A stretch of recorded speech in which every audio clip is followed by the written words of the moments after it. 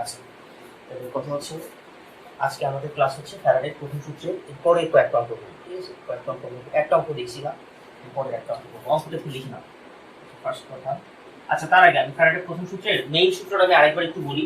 সূত্রটা ছিল এরকম: W equal to MIT by A, তাই তো? এই বলছিলাম কি হচ্ছে, মানে হ্যাঁ, মঞ্চের মতো করে টাওয়ার এমআইটি বাই এ, সবগুলোর পরিচয় তো এখানে জানো। আর প্রথম আচ্ছা, সূত্রের আরেকটা ফর্ম আছে, W equal to Z I. এই জায়গায় জেড হচ্ছে তড়িৎ রাসায়নিক তুল্যাঙ্ক, জেড ইকুয়াল টু আমার হচ্ছে এম বাই এন। সেই জেড এর মানটা প্রথম সূত্রে বসা দিয়ে এই সূত্রটা আসে, W equal to M by N, ঠিক আছে? আচ্ছা, এটা থেকে আমরা একটা অঙ্ক করছি। এবার আরেকটা অঙ্ক লেখো আমাদের,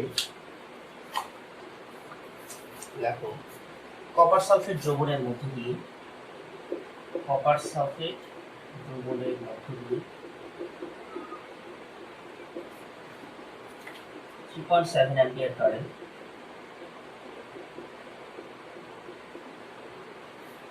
6 আওয়ার ধরে প্রবাহিত করবে।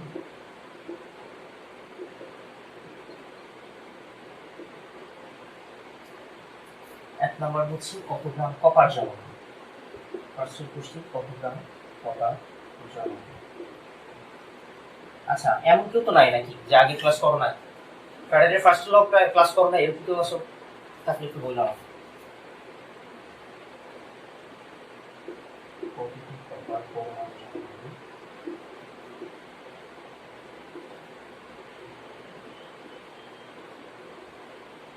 আচ্ছা, 3 নাম্বার হলো কত গ্রাম কপার সালফেটের তড়িৎ বিশ্লেষণ।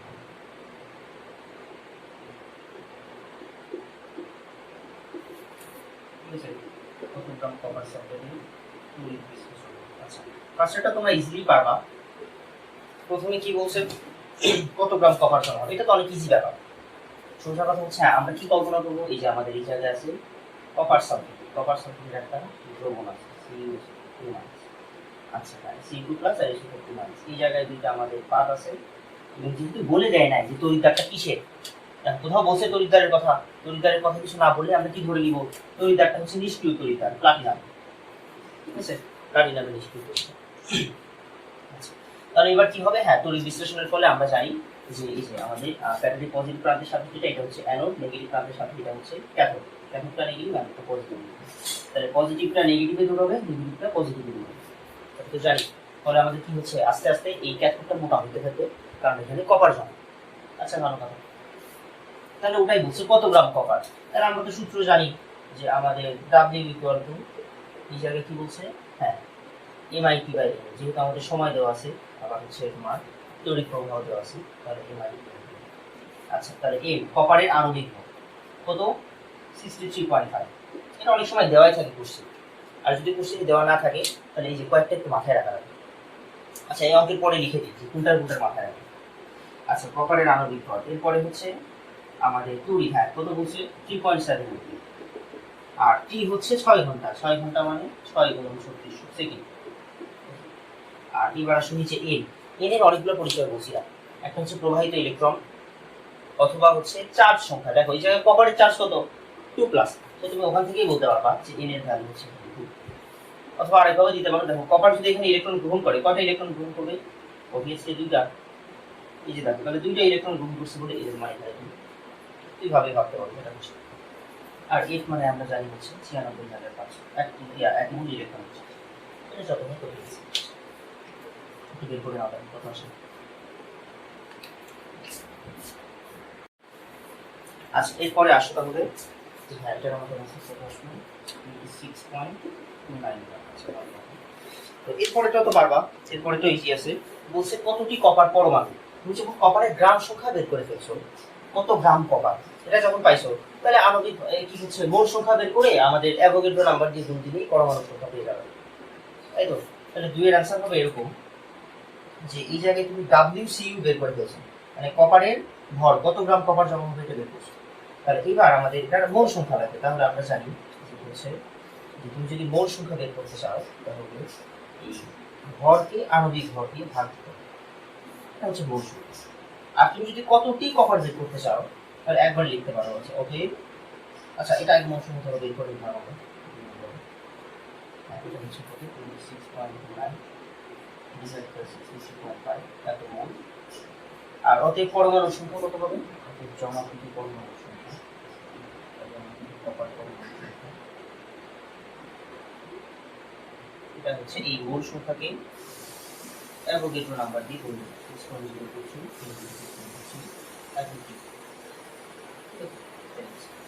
দেখো কত আসে।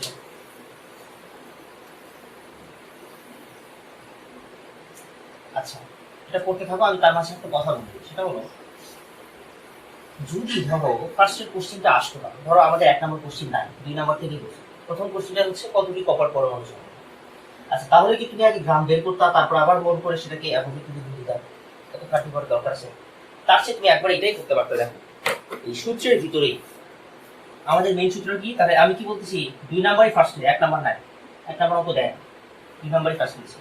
তখন দেখো এই সূত্রের মাঝে একটা কি আছে, এম আছে। তাহলে যদি আমাদের মোল সংখ্যা লাগে, আমি তো ডাব্লিউ বাই এম করলেই মোল সংখ্যা পাবো। তাহলে ওই জায়গায় তুমি এটাও মাথায় রাখতে পারতা যে দেখো এমটাকে যদি এই পাশে পার করে আনো, তাহলে ডাব্লিউ বাই এম ইকুয়াল হচ্ছে আইটি বাই। তার মানে একবারে ব্যাপারটা এরকম হচ্ছে, কপারের মোল সংখ্যা এখানে হবে আইটি বাই, একবারই করতে হবে। ঠিক আছে, তোমার গ্রাম বের করে আবার সেটাকে মোল দিয়ে পার করার দরকার নেই। তোমার যদি 2 নম্বর অঙ্ক ফার্স্টেই আসতো, তাহলে তুমি এটাই ইউজ করতে, এমটাকে একবার এই পাশে পার করে দিতে, ডাব্লিউ বাই এম মানে তো মোল সংখ্যা, মোল সংখ্যা দিতে আইটি বাই এ, এখানে আই বসা দিতে, কি করে সামনে এখানে 6 ইনটু 3600 ডিভাইডেড বাই, হ্যাঁ আচ্ছা আচ্ছা, এটার অ্যান্সার কত? 10 টু দি পাওয়ার 20। আচ্ছা, তাহলে বুঝছো তো? হ্যাঁ, নিচে হচ্ছে কি আমাদের এনে 2 গুণ, এটা দিয়ে একবারে মোল সংখ্যা বের হবে। ঠিক আছে, তারপর সেটাকে অ্যাভোগাড্রো দিয়ে গুণ করবে। বুঝছো তাহলে? এই হচ্ছে ব্যাপারটা। আমাদের দ্বিতীয় অঙ্ক একবারই আসলে কষ্ট করে আবার ডাব্লিউ বের করতে হবে। ঠিক আছে, আচ্ছা এবার আমি বলবো তোমরা 3 নম্বর অঙ্কটা ট্রাই করো। 3 নম্বর অঙ্কটা ট্রাই করতে পারো কিনা। কত গ্রাম কপার সালফেটের তৈরি বিশ্লেষণ?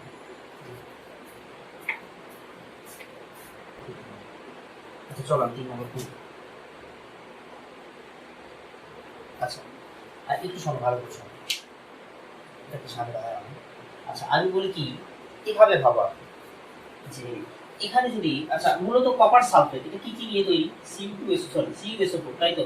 তার মানে এটা যদি 1 মোল তড়িৎ বিশ্লেষিত হয়, কপার সালফেট যদি 1 মোল তড়িৎ, এখানে কপার সালফেট যদি 1 মোল তড়িৎ বিশ্লেষিত হয়, তাহলে কি কি তৈরি করবে? 1 মোল কপার আয়ন আর 1 মোল সালফেট আয়ন, তাই তো? আচ্ছা, তো আমাদের কপার এখানে কতখানি জমা হয়েছে এটা তুমি বের করছো অলরেডি। তুমি WCU এর মান বের করছো না, এই যে WCU বাই NCU, এটা তো বের করছো। এটা কত আসছিল দেখো তো, এটা একটু দেখো তো, NCU কত আসছিল তোমরা করছো? 1.414 কি এরকম? না না, 1.414 কত আসছে? 0.4, তাই না? 0.41। আচ্ছা 0.4। আচ্ছা তাহলে এত মোল কপার, মানে কপার কি হচ্ছে ক্যাথোডে জমা হয়েছে, ভালো করে বুঝো। এত মোল কপার ক্যাথোডে জমা হয়েছে। তো আমরা কি জানি 1 মোল কপার যদি ক্যাথোডে জমা হয়, তাহলে কয় মোল কপার সালফেটের তৈরি বিশ্লেষণ হয়? 1 মোল। এই যে 1:1 রেশিও। এটা যদি 1 মোল ক্যাথোডে চলে যায়, তাহলে এটারও কি হচ্ছে 1 মোল তৈরি বিশ্লেষণ হয়। তো এটা কত মোল ক্যাথোডে চলে গেছে? 0.41 মোল। তার মানে এটাও কত মোল তড়িৎ বিশ্লেষিত হয়েছে? 0.41। তাহলে সোজা কথা এখানে 0.41 মোল কপার সালফেট তড়িৎ বিশ্লেষিত হয়েছে। তাহলে এখন কি বের করতে বলছি? কোশ্চেনটা কি ছিল বলো তো? কত গ্রাম? হ্যাঁ, তাহলে কি হচ্ছে যে আমরা NCuSO4 এটা ইকুয়াল টু পাচ্ছি NCu, তার মানে এটা আসছে 0.41। তাহলে যদি গ্রাম বের করতে চাও যে WCuSO4 কত হবে? হ্যাঁ, এই NCuSO4 কে এটা আণবিক ভর দিয়ে গুণ আণবিক, এটা হচ্ছে 0.41। আর দেখো কপার সালফেটের আণবিক ভর কত আসে? কপারের হচ্ছে 63.5, সালফারের হচ্ছে 32, আর অক্সিজেন আছে 4। তো এটা অ্যান্সার, এত গ্রাম। বুঝতে পারছো? এটাই অ্যান্সার। তাহলে সোজা কথা আমরা কেমনি বের করলাম এটা? আমরা আগে থেকেই জানি কপার আয়ন কতটুকু, কত মোল কপার আয়ন চলে গেছে, এই দ্রবণের মধ্যে থেকে কত মোল কপার আয়ন চলে গেছে।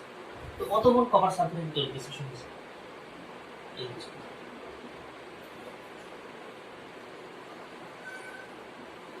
আচ্ছা এখানে একটু আবার কি ঝামেলা জানো? তোমার কপার সালফেটের দ্রবণে নর্মাল কপার সালফেটের যদি তড়িৎ বিশ্লেষণ নাও তখন সালফেট আয়ন এখানে যাওয়াটা একটু মুশকিল। বরং কি করা হয় জানো, এখানে হচ্ছে পানিযুক্ত মানে জলীয় কপার সালফেটের তড়িৎ বিশ্লেষণ করা হয়। এখানে পানির কথাটা বলে না, H+ আর OH- এগুলো থাকে, ঠিক আছে, এগুলো থাকে আসলে। তাহলে আমাকে বলো যে সালফেট আর OH- আয়নের মাঝে তখন কি যাবে অ্যানোডে, অবভিয়াসলি OH- আয়ন, জলীয় হলে OH- আয়ন, কারণ কি ওটার জারণ বিভব বেশি, যদি চার দেয়। এই জন্য আমরা সালফেটের কথা একটু নেগলেক্ট করি। সালফেট আসলে খুব ইজিলি অ্যানোডে গিয়ে ইলেকট্রন ত্যাগ করে, এর সাথে পানি থাকে, পানি OH- আয়ন থাকে, এই জন্য সালফেট দিয়ে কোশ্চেন করবে, বুঝছো? হ্যাঁ বুঝলি, হ্যাঁ না সিইউ হবে। কার্বনেটের কথা তোমাদের বলবো, তোমাদের সবসময় যদি কোনো লবণ দেয় ধরে নিবা যে এর সাথে পানি আছে, এবং পানির মধ্যে OH- আয়ন আছে, এখান থেকে OH- আয়ন যাবে। সালফেট আয়ন দ্রবণে কি মানে সব যেতে পারবে না, পড়ে থাকবে তোমার। কিন্তু তড়িৎ বিশ্লেষণ কিন্তু ঠিকই হয়েছে। হ্যাঁ মানে তড়িৎ বিশ্লেষণ কিন্তু ঠিকই হয়েছে। সালফেট আয়ন যদি দ্রবণেও থাকে, কপার আয়ন যদি এখানে যায়, তাও কি দুইটা আলাদা হইল না? তাও তো দুইটা আলাদা হইল, তড়িৎ বিশ্লেষণ করেছে। তো আমাদের কোশ্চেনে কোনো হবে। আচ্ছা এবার তাহলে এটার অ্যান্সারটা বের করো। আচ্ছা যদি আমি বলি ধরো কোনো কোশ্চেন দেওয়া নাই, 1 আর 2 3 মানে 1 2 দেওয়া নাই, জাস্ট 3 নাম্বার কোশ্চেন বলছে, তখন কি করবা? তখন তো তুমি জানো না যে কপার হচ্ছে কত মোল দিছে, এনসিপি তখন তুমি জানো না, তখন কি করবা? এই যদি কি হচ্ছে 1 ও 2 না দেওয়া, 1 ও 2 দেওয়া নাই কোশ্চেন, খালি 3 নাম্বার বলছে, তখন কি করবা? ইজিলি বের করার উইকে তুমি যদি আবার কপার বের করো, তারপরে কপারের মোল সংখ্যা, তারপরে সেটাকে আবার ভর্তি করবা, বড় হয়ে যাবে। ইজিলি করার উপায় কি?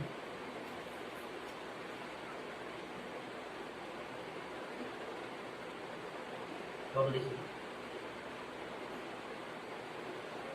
আচ্ছা ইজিলি করার উপায় হচ্ছে এটা, আমাদের কি বের করা লাগবে?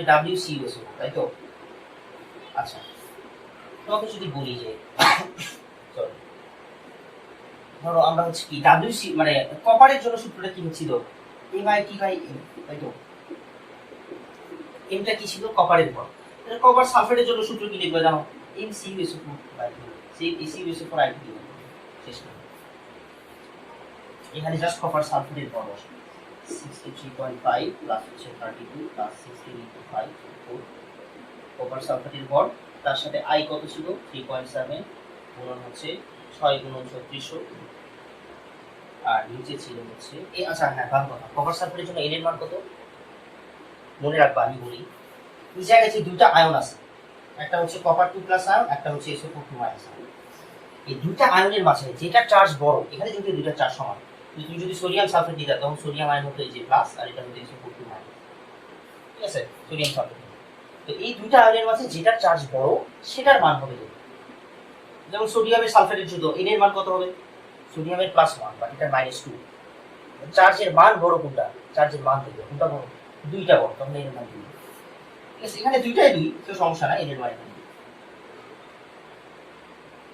এই আছে এতটা, এই এক লাইনে শেষ, ঠিক আছে। কত গ্রাম কপার সালফেট তৈরি বিশ্লেষণ হবে, এখানে জাস্ট কপার সালফেট শেষ। কত বলবা কেমনে আসলো? আসলে এইভাবেই আসছে। তুমি যদি কপারেরটা বের করে গুণ দিতা তখন কি হতো? জাস্ট আণবিক ভর দিয়ে গুণ দিয়ে, ওইটাই আমরা এখানে করছি, আণবিক ভর দিয়ে করছি, ঠিক আছে, একই কাজ, একই কাজটাই করছি, একটু ভেবে দেখো, আমরা একই কাজই করছি, আগেরটার মতোই কাজ করছি, ঠিক আছে। কপারেরটা ইউজ করলে এখানে কপারের ভর থাকতো, তোমার মোল সংখ্যা বের করার জন্য আবার কপারের ভর দিয়ে ভাগ দেওয়া লাগতো, তারপর আবার কপার সালফেটের ভর দিয়ে এই কাজটাই তাহলে বুঝলা তো? আচ্ছা তো এই যে এই কয়েকটা এখানে আণবিক ভর লিখে রাখছি, আমাদের এই কয়েকটা আণবিক ভর হচ্ছে এই অধ্যায় একটু দেখে নিই, ঠিক আছে। আর 1 থেকে 20 তো মাথায় আছে, 1 থেকে 20টা হচ্ছে যদি মাথায় না থাকে ওই কয়েকটা মাস্ট, অন্য সব অধ্যায় লাগবে।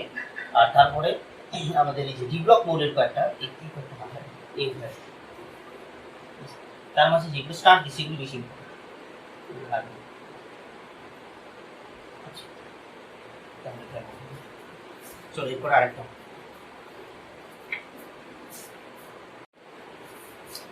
আচ্ছা আমাদের নেক্সট আরেকটা প্রবলেম আছে।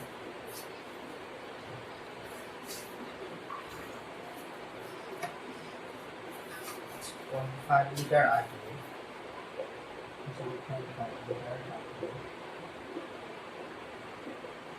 0.5 লিটার আয়তনে 2 molar nickel nitrate 2 molar nickel nitrate দ্রবণের মধ্যে দিয়ে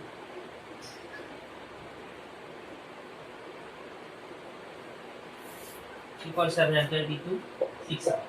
আসলে এই অঙ্কটা তোমাদের কনসেপ্ট বুঝছো, তোমাদের বইয়ে আমি এটা থেকে অঙ্ক পাই না, কনসেপ্ট এটা দিয়ে রাখতে হবে। প্লাটিনাম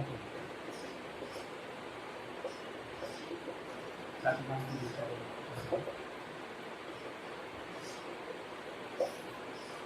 চালানো হয়, ঠিক আছে। 0.5 লিটার আয়তনে 2 মোলার নিকেল নাইট্রেট দ্রবণের মধ্য দিয়ে 3.7 অ্যাম্পিয়ার বিদ্যুৎ 6 আওয়ার যাবত প্লাটিনাম তরিতার মধ্য দিয়ে চালানো হয়। আচ্ছা, এক নম্বর হচ্ছে, হ্যাঁ এক নম্বরটা খুব ইজি, ক্যাথোডে কি করবা, নিকেল জমা। এটা তো এক লাইনের অঙ্কটা পারবে, নিকেল জমা, ক্যাথোডে কি করবা, নিকেল জমা। আর 2 নাম্বার হচ্ছে তড়িৎ বিশ্লেষণের পর ওই দ্রবণের ঘনমাত্রা কত হবে। তড়িৎ বিশ্লেষণের পর ওই দ্রবণের ঘনমাত্রা কত। আচ্ছা, তাহলে প্রথমটা তো অনেক ইজি, কেমনে, চল এক নম্বরটা সলভ করি। আচ্ছা, তার আমাদের সূত্রটা একটাই, এই মন্ত্র কি ছিল, W=MIT ডিভাইডেড বাই কথা শেষ। এবং এই জায়গায় দেখো প্লাটিনামের তরিদার দিছে, কিন্তু আরো কোনো ঝামেলাই না, সোজা এখানে দিছে প্লাটিনামের তরিদার। এই একটা কথা মনে রাখবা, আর একটা কথা লিখে শুরু করার আগে একটা কথা লিখে, এখানে হচ্ছে নিকেল 2 প্লাস আর এখানে হচ্ছে কথাটা হলো যেটার লবণ দিলে, যেমন এখানে নিকেলের লবণ দিচ্ছে, তোমাকে দিতে পারে কপারের লবণ, দিতে পারে এখানে সিলভারের লবণ, যে কোনো কিছু লবণ দিতে পারে। আর যেটার লবণ দিবে, যেই ধাতুর লবণ দিবে, যদি তড়িৎদ্বারটা ওই ধাতুরই হয় অথবা তড়িৎদ্বারটা যদি সক্রিয় হয়, সোজা কথা যদি সক্রিয় তড়িৎদ্বার, যেমন এখানে নিষ্ক্রিয়, এটার বদলে এখানে কি দিতে পারতো, নিকেল দিতে পারতো, তখন এটা সক্রিয় তড়িৎদ্বার দিতে।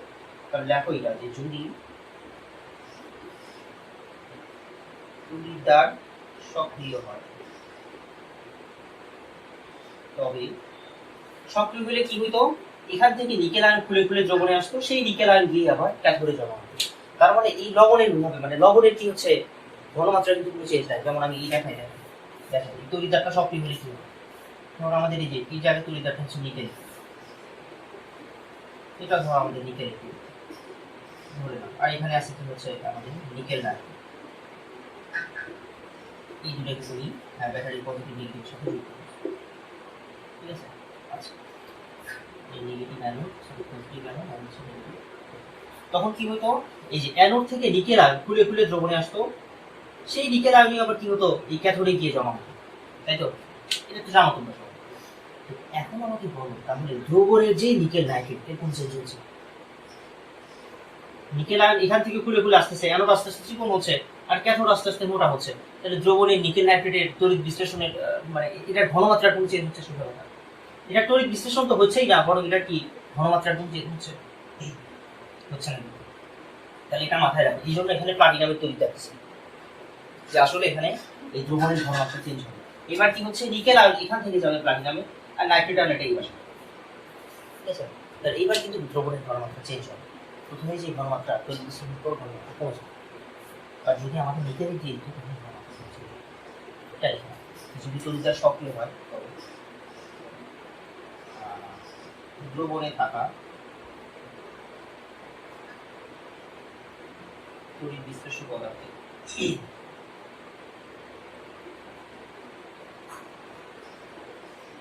ঘনমাত্রার কোনো পরিবর্তন,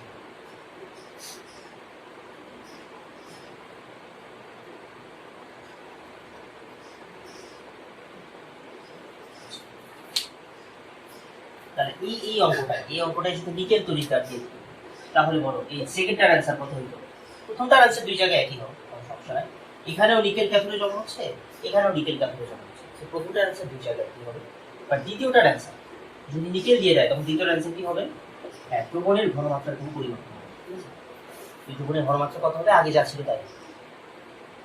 আগে যা ছিল তাই হবে দ্রবণের ঘনমাত্রা এই অঙ্কটা যদি নিকেল তৈরি করে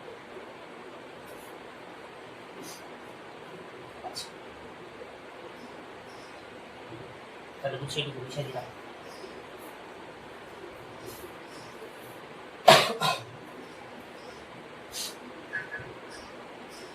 তাহলে প্রথমটা আসো আমাদের 1 নম্বর ক্যাথোডিক কি বলবে নিকেল জমা। তাহলে হ্যাঁ নিকেলের ভর আমরা নিই, নিকেলের ভর কত এখানে দেওয়াও ছিল। ও আচ্ছা আরেকটা ভালো কথা, যদি এখানে আমাদের অঙ্কে ভর দেওয়া থাকে তাহলে তুমি যে ভর জানো ওটা ওটা জানলেও কি হচ্ছে অঙ্কে যেটা দেওয়া থাকবে এটাই ইউজ করবে। এই জায়গায় অঙ্কে নিকেলের ভর দেওয়া আছে।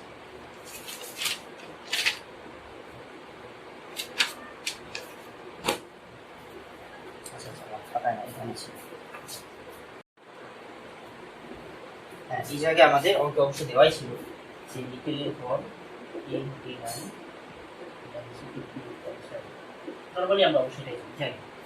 আচ্ছা তাহলে এখানে বসাই দাও 8.7 আই হচ্ছে 3.7 আর এই ছিল আমাদের 6.36 আর নিচে থাকবে এন এর ভ্যালু কত? হ্যাঁ এই যে নিকেলের চার্জ কত 2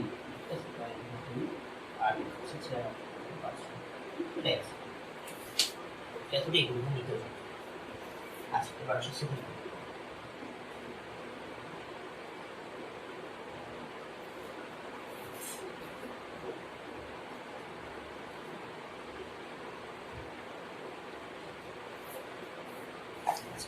দ্বিতীয় অঙ্কটা একটু ট্রাই করো দেখি পারো কিনা। দ্বিতীয় অঙ্কটা একটু ট্রাই করো দেখি আচ্ছা তাহলে 2 নম্বরের আছে। আচ্ছা একটু বসো তাইলে দেখো তড়িৎ বিশ্লেষণের পর দ্রবণের ঘনমাত্রা। আচ্ছা ঘনমাত্রা মানেই হচ্ছে মোল পার লিটার, তোমার আগে মোল সংখ্যা জানা লাগে। তাহলে দেখো তো আমরা একটু তাহলে ট্রাই করি যে তড়িৎ বিশ্লেষণের আগে নিকেল নাইট্রেটের মোল সংখ্যা কত ছিল আর তড়িৎ বিশ্লেষণের পর নিকেল নাইট্রেটের মোল সংখ্যা কত হলো, এটা আমরা বের করার ট্রাই করি। তাহলে দেখো তো তড়িৎ বিশ্লেষণের আগে এটার মোল সংখ্যা দেওয়া আছে, আয়তনও দেওয়া আছে ঘনমাত্রাও দেওয়া আছে, তাহলে মোল সংখ্যা কত হবে? তাহলে তড়িৎ বিশ্লেষণের পূর্বে তড়িৎ বিশ্লেষণের আগে নিকেল নাইট্রেটের মোল সংখ্যা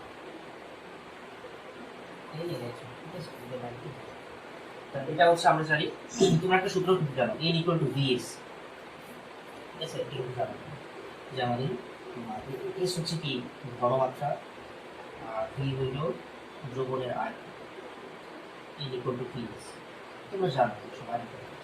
তাহলে এই জায়গায় দেখো দ্রবণের আয়তন দেওয়া আছে 0.5 লিটার আর ঘনমাত্রা দেওয়া আছে হচ্ছে 2 মোল পার লিটার। তাহলে এখানে মোল সংখ্যা কত হবে 1। তাহলে তড়িৎ বিশ্লেষণের আগে নিকেল নাইট্রেট ছিল 1।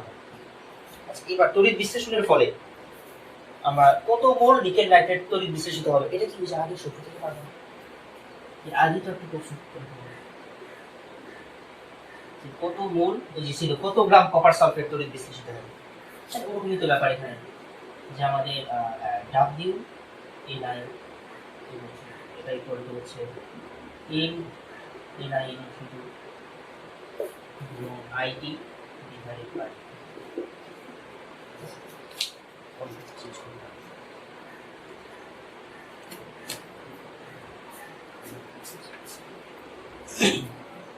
আচ্ছা ঠিক আছে এরকম যে কপার সালফেট আমরা এখানে বসাইছিলাম। তাহলে আমাদের যেহেতু মোল সংখ্যা লাগবে এমটাকে নিচে পার করে দিই, আমরা তো এই মোল থেকে ওই মোলটা বাদ দিব, তাহলে এই জায়গায় মোল সংখ্যাটা নিচে পার করব এই 9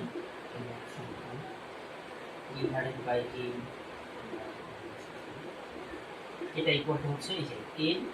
আচ্ছা এটা হচ্ছে তড়িৎ বিশ্লেষণের আগে একটা কাজ করি এটাকে টাইম দিই তড়িৎ বিশ্লেষণের আগে যাই। এটা আসছে কত IT ডিভাইডেড বাই I কত 3.7 T হচ্ছে 6 × 4 হইল। আচ্ছা হ্যাঁ নিকেল নাইট্রেটের জন্য বলো তো n এর ভ্যালু কত হবে? বলছিলাম যে দুইটা চার্জ আছে এই যে নিকেল 2+ আর NO3 মাইনাস, দুইটা চার্জের মাঝে যেটা মানে বড় অবশ্যই 2+টা মানে বড়, এই জন্য n এর মান 2 হবে। এটা যত অ্যান্সার এটা হচ্ছে এত মোল, এটাকে বের করতে হবে কত আসে। আচ্ছা এটা বলো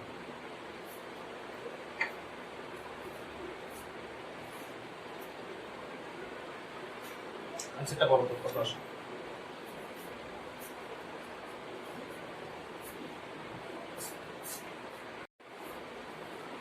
আচ্ছা, এটা তো আমরা আগেই করছিলাম অবশ্য, যে এইটুকু হিসাব আগেই করা ছিল, এর আগের আমাদের মোল 0.41। আচ্ছা, তাহলে এবার বোঝো 0.41 মোল তড়িৎ বিশ্লেষিত হয়ে গেছে, মানে তারা বলতে গেলে আর যৌবনে না, ব্যাপারটা এরকম। তাহলে এবার 1 মোল আগে ছিল, 0.41 হয়ে গেছে, তাহলে আছে কত? 1 - 0.41। আচ্ছা, তাহলে এই চিত্রটা লিখে নিই।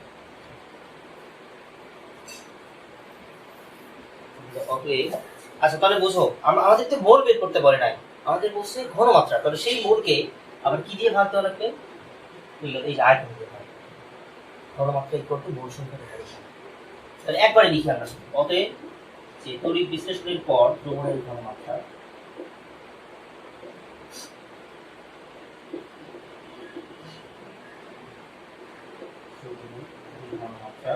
হ্যাঁ, দ্রবণের বিদ্যমান মোল সংখ্যা কত? আগে যত ছিল বিয়োগ 1 - 0.41 ডিভাইডেড বাই দ্রবণের আয়তন কত? 5 লিটার, 0.5।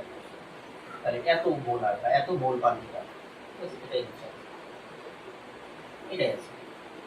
দেখো কত আসবে,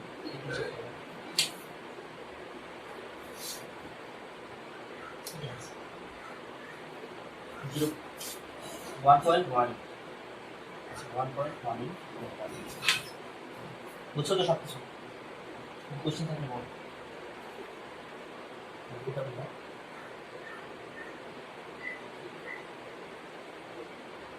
ও আচ্ছা, ভাগটা বুঝো না। আচ্ছা দেখো, এই জায়গায় আমাদের মূল সূত্র তো বুঝছো, এইটুকু হচ্ছে ফ্যারাডের মূল সূত্র, তাই তো? জাস্ট আমরা নিকেল নাইট্রেটের জন্য লিখছি। আমরা কি করলাম? এমটাকে নিচে বার করে দিছি। তাহলে W NiNO32 divide by M NiNO, ঠিক আছে? ভর ডিভাইডেড বাই আণবিক ভর, এই ভর ডিভাইডেড বাই আণবিক ভর। তাহলে আচ্ছা, সূত্রটা তখন এরকম না, ভর ডিভাইড বাই আণবিক ভর ইকুয়াল টু কি আসছে এই জায়গায় IT বাই। এটাকে আবার কি লেখা যায়? নিকেল নাইট্রেটের মোল সংখ্যা। ভর বাই আণবিক ভর মানে কি? মোল সংখ্যা। তো এটা ইকুয়াল টু হচ্ছে কি নিকেল নাইট্রেট। এটাই লিখছি।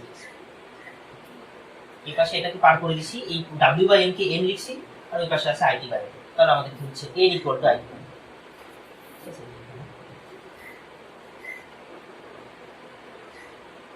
বুঝতে পারছো দুজন? আচ্ছা, তাহলে গেল আমাদের। আচ্ছা, পরে চলো এর দ্বিতীয় সূত্র শেখা। আচ্ছা, তাহলে কি হয়েছে এরপরে তোমাদের এই সেম প্রবলেমটাই নিকেলের তড়িৎদ্বার দিয়েছে, ঠিক আছে? সেম প্রবলেমটা নিকেলের তড়িৎদ্বার দিয়েছে, এই যে প্লাটিনামের মধ্যে দিয়েছে। তাহলে দুই একের অ্যান্সার কি থাকবে? আর দুইয়ের অ্যান্সার হচ্ছে যে হ্যাঁ, ঘনমাত্রা চেঞ্জ হবে। এই যে ঘনমাত্রা আগে 1 মোল, সরি 1 মোল কেন কথা বলে, 2 মোলার, এই যে 2 মোলার ছিল আগে ঘনমাত্রা, তড়িৎ বিশ্লেষণের পরেও ঘনমাত্রা 2 মোলার। আচ্ছা,